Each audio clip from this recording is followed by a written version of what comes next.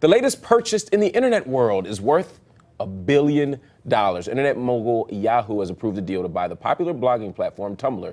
Yahoo is expected to hold a press conference today in New York to announce the acquisition. It'll be the largest one that Yahoo CEO Marissa Mayer's tenure has offered, and it's an attempt to target a younger demographic, which the company has had difficulty doing. Yahoo is going to spend a third of its total cash holdings to make this deal happen. That's, again, $1.1 billion. Tumblr, which has yet to generate a profit, brought in $13 million in revenue last year. That's a bold move? Yeah, it is a bold move, and I think it's interesting how these two things intersect, right? On one hand, you have Tumblr saying, listen, we need to turn a profit, we need to find a way to make this profitable, and at the same time, you have Yahoo very much needing to pick up properties that, as you said, speak to a younger demographic. That is one of their main challenges. So I think it is a smart move. I think the question is whether or not microblogging is going to continue to be relevant, right? That's part of the gamble. Tumblr is a way of, in some ways, aggregating content, in some ways, blogging it in a very easy way.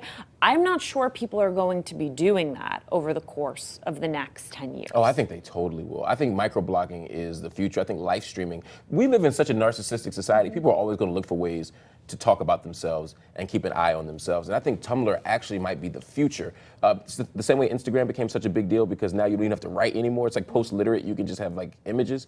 Tumblr allows you to do the same. It allows you to do the same thing. I love that. It does definitely separate out the demographics that use all those things. But we saw Facebook pick up Instagram, and it's not like it has been a big boon to them. That's true. From a financial perspective, I can't say I don't know enough, but I know from a technological perspective, it seems to be picking up steam. And all it takes is one or two major people to have a Tumblr account, like a Beyonce, and it's off.